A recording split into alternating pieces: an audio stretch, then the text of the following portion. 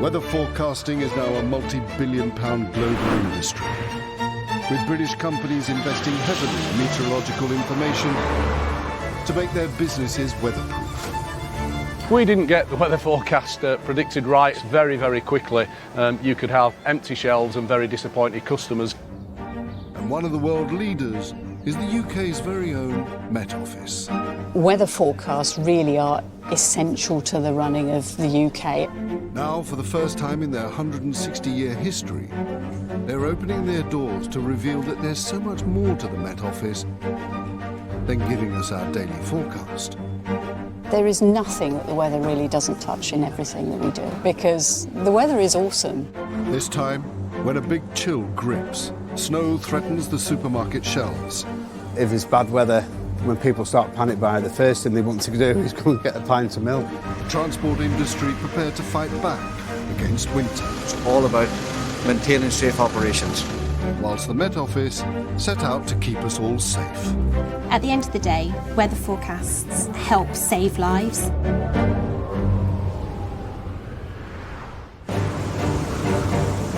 It's mid-January 2015. So far, the winter has brought wind and waves. But now, Britain looks to be heading for a deep freeze. At the Met Office HQ in Exeter, some of the best meteorological minds down tools for the chief forecaster's daily briefing. Morning, everyone. It's been a pretty busy morning, just trying to get to grips with exactly what's going on. A low-pressure system is developing over the Atlantic, pulling in a mass of cold polar air across Britain. The main sort of disruption, the trough here, which is going to extend sort of southeastwards, bringing the threat of snow to parts of Wales and the Midlands and northern England. Potentially 10, perhaps as much as 15 centimetres. For that area, we're considering a yellow warning this morning. It's at times like these that their forecasts really can make the difference between life and death. I think we've got a plan with it. It's just a case of getting, fine-tuning the warning areas. The question is going to be whether we have a separate yellow warning for the snow.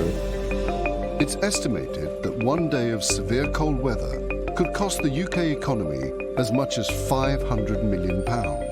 So, it's vital the meteorologists issue a series of alerts so the nation can be prepared. The phrase forewarned is forearmed really works with the Met Office and the services that we provide. Every forecast starts with incredibly complicated and accurate measurements of weather that's already happened. And it's all fed into this, their £33 million supercomputer. We've got so much data flowing into the Met Office each day, millions of observations from satellite, from radar, from weather stations that you might see, the kind of thing you have in your back garden, to ocean buoys, to aircraft, and anything you can think of really that can measure what's happening in the atmosphere comes here each day. The computers that we've got here can do something like 1.2, 1.3 trillion calculations per second, and it gives you an idea as to what kind of number crunching has to go on in order to create a forecast process. But computers can only do so much. It takes the human touch of the Met Office's meteorologists to interpret how the weather will affect the country. In the old days, we perhaps sort of sent out a weather forecast and then washed our hands of it and moved on. Now, it's very much more about understanding what the weather means to people in the real world. As news of the big freeze hits the headlines, it's the job of the weather desk to deal with the public's concerns. We will have temperatures for London tomorrow. All right. No worries, sir. Take care. Like 250 tweets overnight asking where's the snow if they haven't got it yet, or we've got loads of snow here now. So lots of questions and comments from them. And as the snow begins to settle across parts of the north, the social media desk is inundated with tweets of joy and jubilation. Snow is really popular in the UK. And downright disappointment. We had this morning someone asking why it didn't snow in their area, and the fact that their kids were quite upset, but more importantly their beagle was particularly upset with the fact that he was inconsolable this morning. Oh, there's the beagle. For the general public, free forecasts, warnings and access to the weather desk are all part of the Met Office's crucial public weather service for the UK. But companies companies pay a small fortune to a range of weather forecasters for bespoke meteorological intelligence because minimising the impact of a big freeze can be very profitable. The aviation industry is worth billions of pounds each year, and the bespoke services that we provide to them is estimated to save around £2.7 billion every year. The Met Office's aviation desk is one of just 2 centres to provide weather data for the whole of the global aviation industry. 4 times a day, 365 days a year, forecasts are produced here for the world's pilots. Massive amounts of thunderstorms over the East of Med. There's Cyprus right underneath this lot here, so not really ideal winter sun conditions, and then really right through the Med, huge amounts of thunderstorms again there, so it's very unsettled down there. Easyjet have flights operating out of more than 130 airports, from Morocco to Moscow to Malaga, and they rely on specialist Met Office forecasts to know what the weather is doing not just at home, but around the globe. So they are prepared to pay for an extra layer of weather intelligence. Accurate weather data is very important for us. We're looking at thunderstorms, high winds, this time of year obviously snow, and we want to be on the front foot in regard to actually dealing with it. It's 5 a.m. on a cold winter's morning, and Met Office meteorologist Will Chappell is clocking on, not in Exeter, but at the airline's HQ in Luton. Will is one of 3 meteorologists that the airline pays to be embedded with their operations staff during the volatile winter months. We can use our expert meteorological knowledge to interpret weather data right across the network. With flights departing and arriving from across the network, weather events anywhere in Europe or North Africa could have a knock-on effect on the airline schedule. But the challenges today are much nearer to home. Hello, Will, it's Dave here down in Exeter. Just issued the strong wind warning for Luton. The more expertise and the knowledge we have here in OCC is the better, so it just gives us higher quality decision making. We're looking sort of 18 gusting sort of 30, something along those lines. At low levels, when you get very strong winds, it can create quite severe turbulence, and today we're looking at severe low-level turbulence at a number of airports around the UK. Turbulence basically means an unstable movement of air, and it most often happens inside clouds. And with airlines keen to avoid it for the sake of their passengers, they're prepared to invest in specialist turbulence forecasts. The bigger the cloud, the more energy it has, the more turbulence you get. But you can get turbulence outside of cloud as well. And we have a specialist team of forecasters who are looking at clear air turbulence as well as the turbulence within cloud. The wind is producing difficult conditions in the air, but the plummeting temperatures have ensured there's plenty of work to be done anti-icing the runways and taxiways before planes can even think about taking to the skies. Surface temperatures about -1. We're due to drop to about -2 to -3. We're going to have aircraft land on this runway. They'll be doing over 150 knots. They've got to be able to stop. But aircraft can freeze at temperatures above zero, because frost can form on their cold metal surfaces at a more moderate 3 degrees. There's a lot of moving parts on the wings and on the tail. This is what gets your plane off the ground. This is what steers it. And if they freeze up, the captain hasn't got control of that. It's all about maintaining safe operations.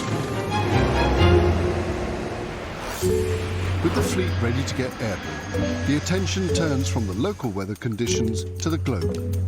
At 8 a.m. each day, the airline holds its morning conference, with operations managers ringing in from across the airline's network. Good morning, Milan and Charles de Gaulle. Good morning, you. Charles de Gaulle team is here, Sophie and Vincent. Good morning, Charles de Gaulle.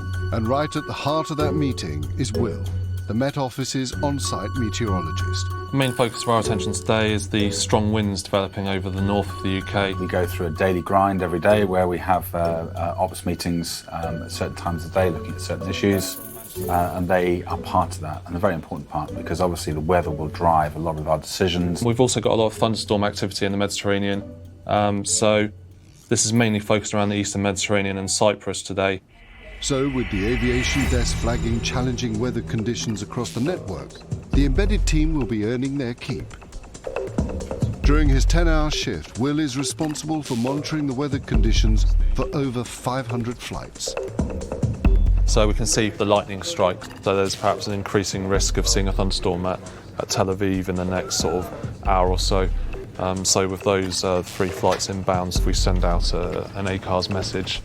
Will is sending the very latest weather update directly to the cockpit, where it will help the pilot to make some critical decisions. Avoiding thunderstorms makes for a more pleasant journey, but making an unnecessary diversion can be a very costly mistake. So it pays to have the very latest forecast. If the lightning or thunderstorms are particularly severe or widespread, then they could potentially be put on a different course. With the update sent, flight EZY 4783 from Berlin to Tel Aviv enjoyed an uneventful flight, landing safely just a few minutes late as it avoided the storms in the Med. Just as Will is handing over to his colleague on the late shift.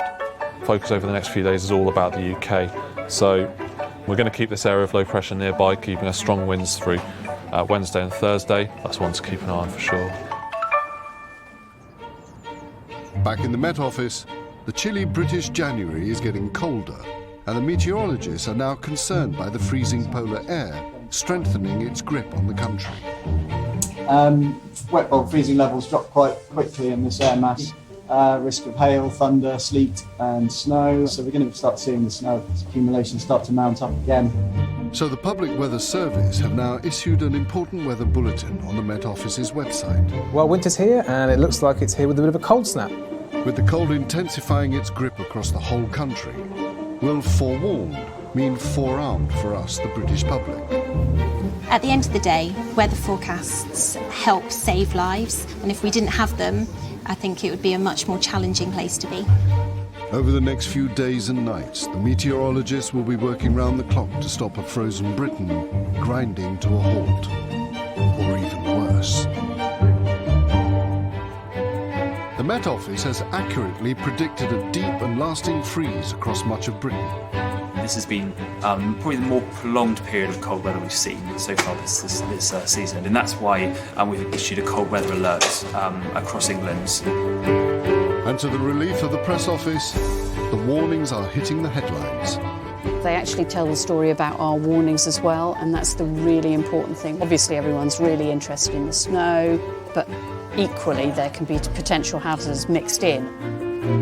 Cold can kill. So the Met Office have dedicated experts who advise the Department of Health on when alerts should be issued.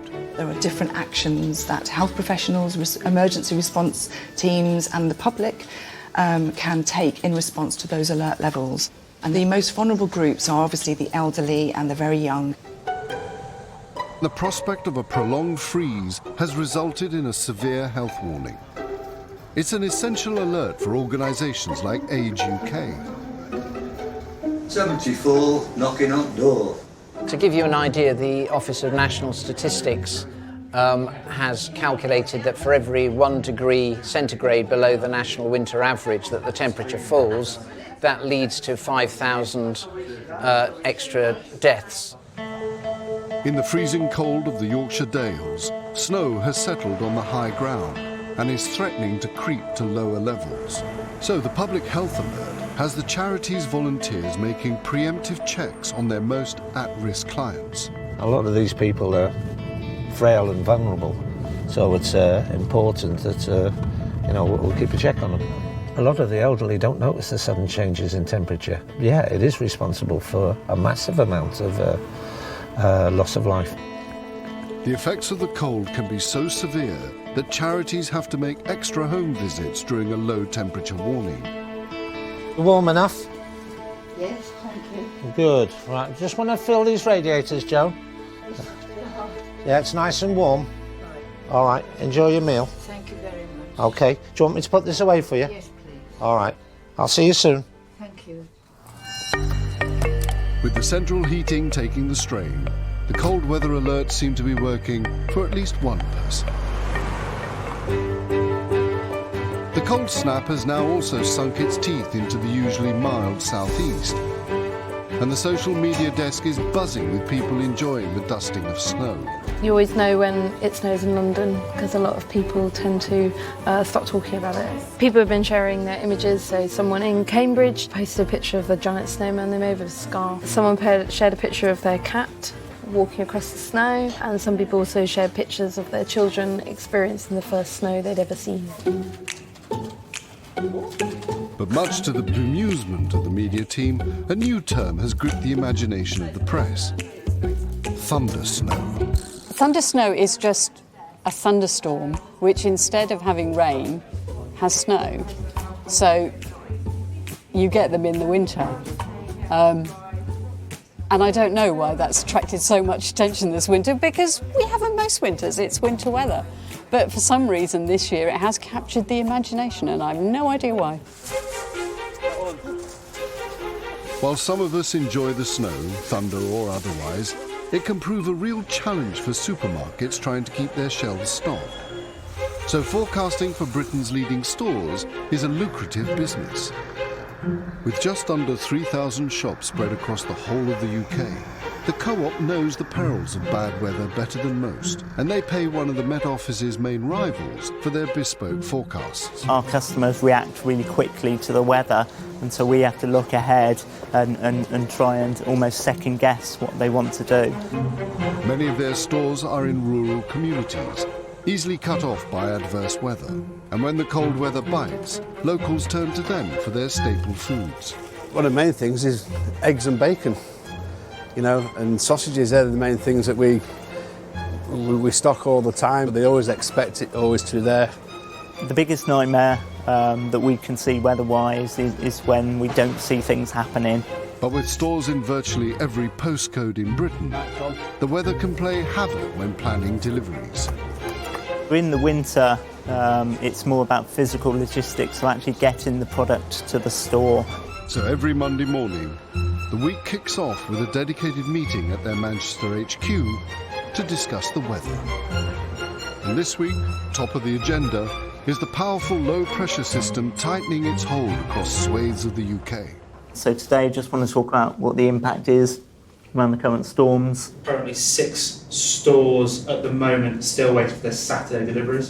So we're going to take a call at lunchtime today whether we need to unlock them for a further period so they can amend their orders and generate the recovery. Some of our stores are in really quite inhospitable situations, from the Isles of Scilly to the Shetland Islands in the north of Scotland, and can be the only supermarket in the area. So it's really important for us as a business to support those stores in supporting the customers. With snow forecast, one store that's prone to being cut off by the elements is in the small town of Grasmere, right in the heart of the Lake District. We're just waiting for our delivery at the moment. We have got snow forecast today, and hopefully it's not going to stop our fresh fruit and veg coming in for other customers. With supplies in Grasmere running dangerously low, it's at times like this that the weather intelligence really has to deliver. But our food suppliers aren't the only companies who need to conquer the big chill. Accurate forecasts from all the weather providers have a huge benefit for the whole transport industry. Weather forecasts really are essential to the running of the UK. If you think about someone like Network Rail, if they can't run their timetables as you would normally do if there's a big storm coming, that means people can't get to work. The cold can also have a devastating effect on Network Rail's 20,000 miles of track. So they regularly take to the skies to make sure the cold disrupts as few as possible of the 1.5 billion rail journeys we take every year. Okay, Tone, happy with the speed? Yeah, speed's fine. Many of the most vital train points are electrically heated during cold weather. And using an onboard thermal imaging camera, the engineers are looking for any evidence of broken heaters or other electrical faults. Either could cause services to grind to a halt in icy conditions. We're looking for anything that's hot on the track, and it'll show up as a white dot. Just below us now on the screen we've got some of the point heaters on. It only takes temperatures to drop below 3 degrees, and any unheated point could possibly freeze, closing a section of track on the approach to London Bridge, one of the busiest of over 2,500 stations owned by Network Rail. So there you can see on the screen now they're nice white strips, which they should be on the screen looking like they're all working there. Right, that's that one done. I've got a fault here. Okay, but right, what we found here is a high voltage lug which powers the third rail. Now it's showing hot on the screen. It could cause dead section on this part of the line, but just finding that one is really good, just to help increase performance. With location of the fault passed to engineers on the ground, the capital's busiest commuter lines can now be braced for the winter weather. But for every weather-related setback, many more journeys by road, rail and air pass off without incident, even in the most extreme of weather, thanks to forward planning. A truck full of extra supplies is now heading towards Grasmere, deep in the Lake District. As the Co-op react to predicted snowfall, it's this sort of weather that will see the locals stock up on the staples. So if the truck doesn't get through, empty shelves in the only supermarket in town could cause an embarrassment. The items probably people that customers are expecting all the time is bread and milk, because if it's bad weather, when people start panic buying, the first thing they want to do is go and get a pint of milk. The company's investment in tailored weather data has helped to predict a run on the most basic of foods.